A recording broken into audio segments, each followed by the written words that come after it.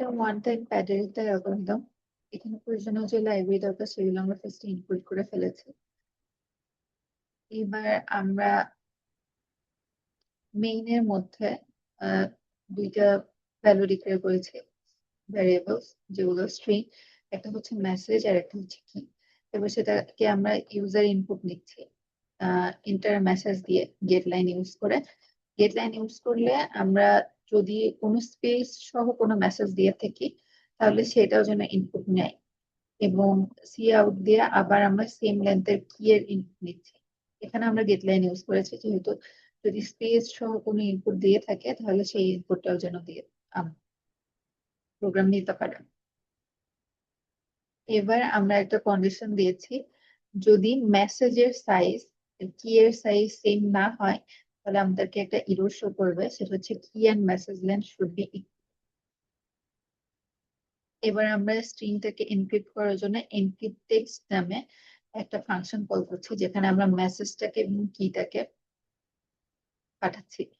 এবার আমরা যদি এনক্রিপ্ট টেক্সট ফাংশনটার মধ্যে আসি তাহলে এখানে একটা স্ট্রিং ডিক্লেয়ার করা হয়েছে এবং একটা কি ডিক্লেয়ার করা হয়েছে এবং আরেকটা ভ্যারিয়েবল নেওয়া হয়েছে নতুন, যেটা হচ্ছে রেসপন্স নামে, মোটামুটি রেস নামে নেওয়া হয়েছে।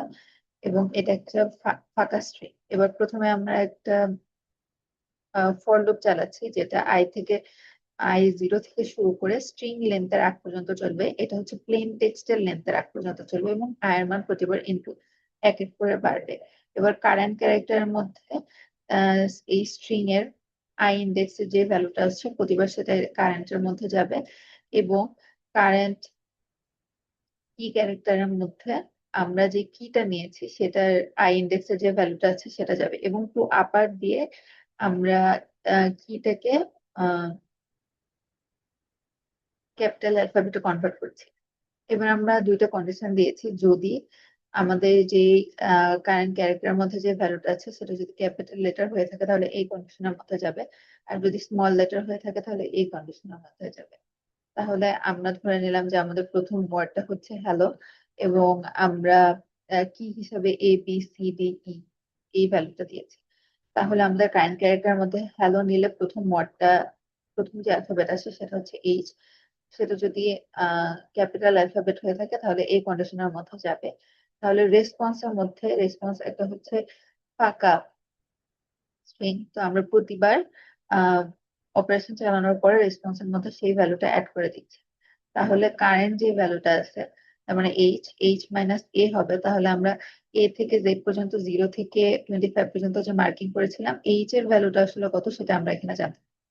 সেম ভাবে আমাদের কি ক্যারেক্টারের মধ্যে যে ভ্যালুটা আছে এ, সেটা থেকে যদি আমরা এ মাইনাস করি তাহলে আজকে ভ্যালু মাইনাস হয়ে আমরা আমরা এ থেকে জেড পর্যন্ত 0 থেকে 25 পর্যন্ত যে ভ্যালু অ্যাসাইন করেছিলাম সেটা পাবো।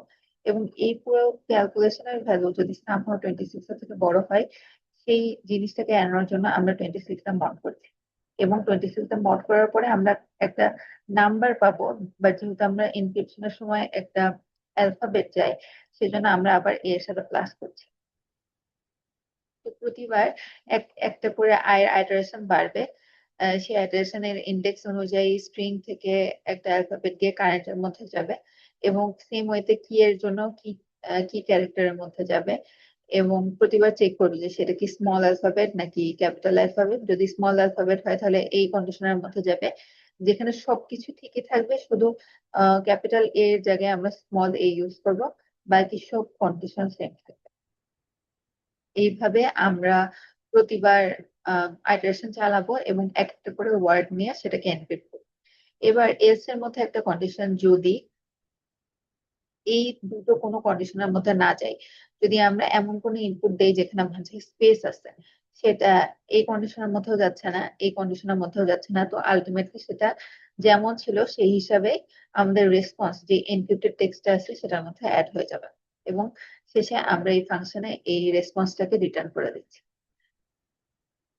এবার যখন আমরা রিটার্ন করছি তখন সেটাকে আমরা স্ট্রিং ইএন এর মধ্যে রাখছি এবং একটা আউটপুট প্রিন্ট করেছি এনক্রিপ্টেড এবং ইএন এর ভ্যালুটা আমরা প্রিন্ট করেছি। এবার স্ট্রিং ডিক্রিপ্টেড নামে আমরা একটা ভ্যারিয়েবল ডিক্লেয়ার করেছি এবং ডিক্রিপ্ট টেক্সট নামে একটা ফাংশন কল করছি, যেখানে প্যারামিটার হিসেবে আমরা ইএন এবং কি পাঠাচ্ছি। ইএনটা হলো আমাদের ইনক্রিপ্টেড যে মেসেজটা পেয়েছিলাম সেটা।